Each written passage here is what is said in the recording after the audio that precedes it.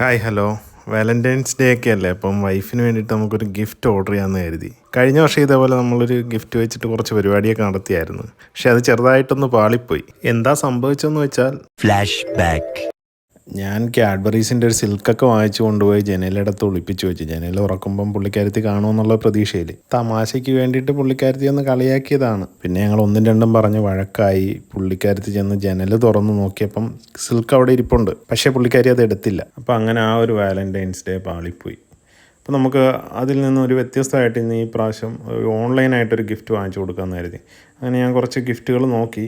ഇപ്പോൾ നോക്കിയതും മിക്കതും 14-ാം തീയതിക്ക് ശേഷമേ പുള്ളിക്കാരത്തിയുടെ കയ്യിലോട്ട് എത്തത്തുള്ളൂ. അങ്ങനെ നമ്മൾ സ്ക്രോൾ ചെയ്ത് വന്നപ്പം നമുക്കൊരു ഗിഫ്റ്റ് കിട്ടി. അത് 12-ാം തീയതി ഡെലിവറി എന്നുകൊണ്ടാണ് കാണിച്ചത്. അപ്പോൾ നമുക്കത് വാങ്ങിക്കാം. അപ്പോൾ നമ്മളതിൻ്റെ പേയ്മെൻറ്റ് UPI പേയ്മെൻറ്റാണ് നടത്തിയത്. അപ്പോൾ ഇനി നമുക്ക് അതിൻ്റെ ഓർഡർ ഡീറ്റെയിൽസൊക്കെ ഒന്ന് ചെക്ക് ചെയ്ത് നോക്കാം എന്നാണ് വരുന്നതെന്ന്. ഇതിൻ്റെ അത് 12-ാം തീയതിയാണ് ഡെലിവറി കാണിക്കുന്നത്.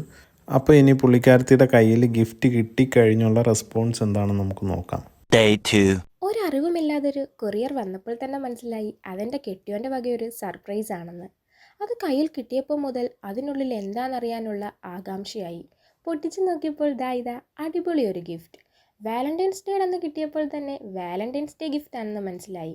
എന്തായാലും സമ്മാനം കൊള്ളാം, എനിക്കിഷ്ടമായി. Thank you for the beautiful gift. Happy Valentine's day.